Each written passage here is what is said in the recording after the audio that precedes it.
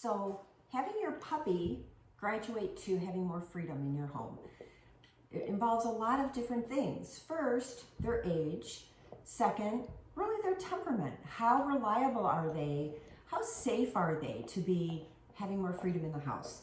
And third, what is your setup like at home? Meaning, slowly graduating to freedom does not mean that you get up one day and you stop crating them, you take the gates down, you no longer feel the need to supervise them, basically just turn them loose. I have found that the most successful puppies are those who slowly graduate to having more freedom in your home. And what that means is kind of assessing their situation and figuring out, okay, how reliable are they with chewing? Can I have them out with me for an hour and they're not constantly trying to go after inappropriate things? They're not trying to chew on the furniture. They're not picking things up off the floor. They're not surfing around trying to find things that they can chew on. If you're finding that your puppy has gotten to the point where they're very content to be out of their crate and maybe chewing on their toys or just napping on the floor, napping on the bed, or hanging out with you, then that's a really good sign that they're gradually maturing past the puppy phase of everything has to go in my mouth and I'm constantly hunting and looking for things to get into.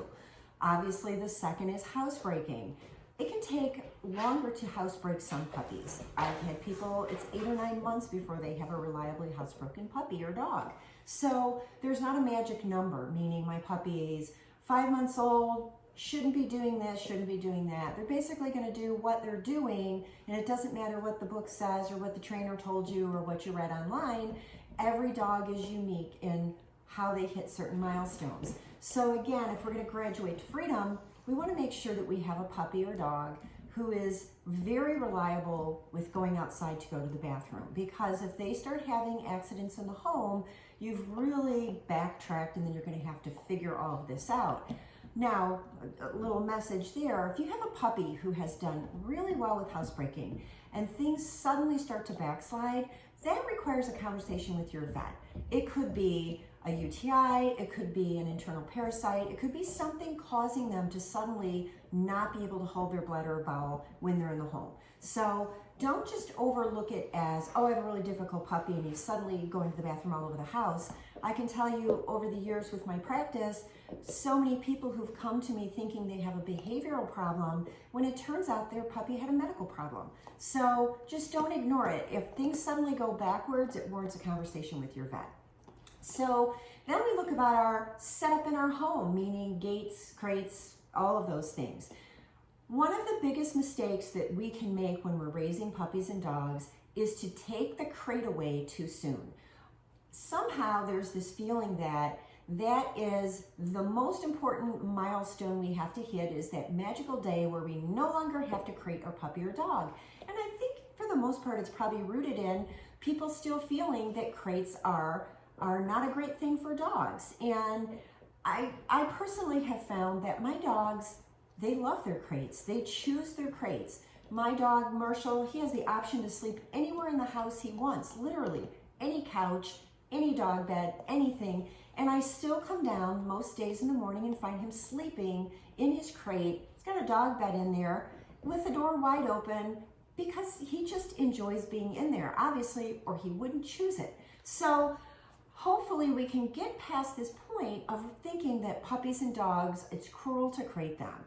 It's more cruel to have them have foreign body surgeries and get into things they shouldn't, constantly be in trouble. To me, that's a bigger problem than having them go into a crate on a regular basis.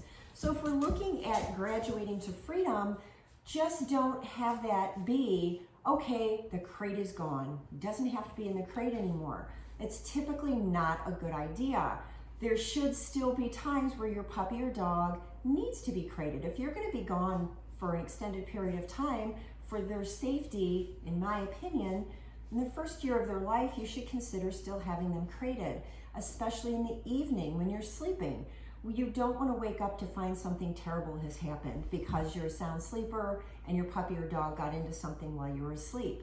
So making sure that you still keep some management systems in place during that first year or 2 years, or longer, depending on your puppy or dog. So when we talk about graduating to freedom, it's a gradual process. They start spending more time out of the crate with supervision.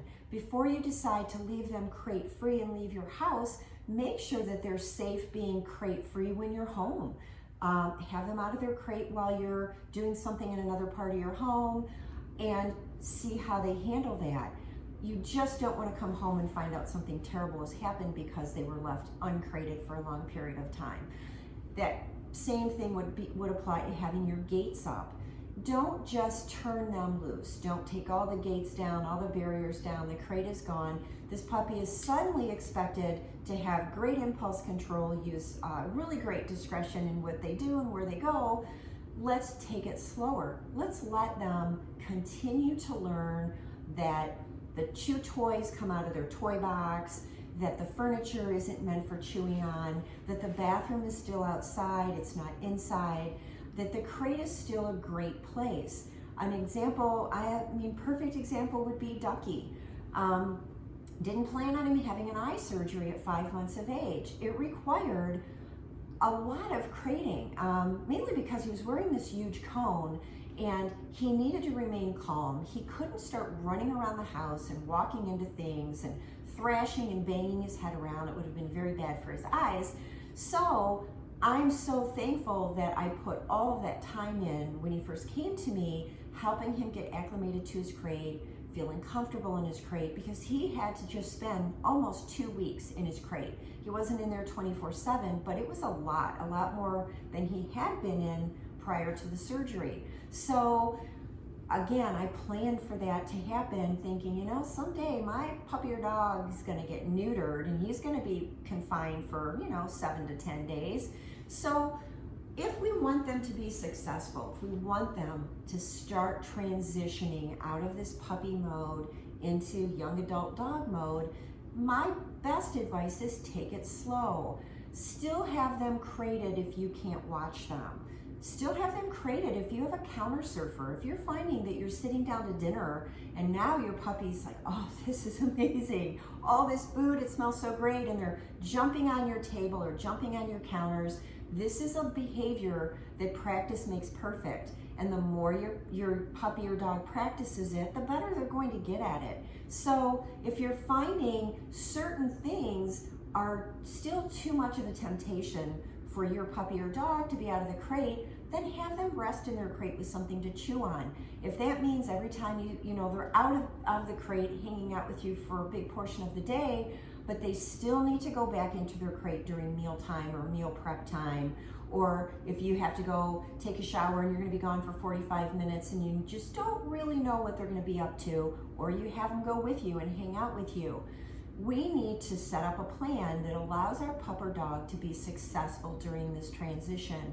And the goal, of course, is, we want them to be able to spend the majority of their life out of their crate, but don't rush it. Don't try to give them more freedom than they can handle, and then you have to deal with the fallout that comes from setting the bar so high your puppy just can't achieve the standard that you've set for them.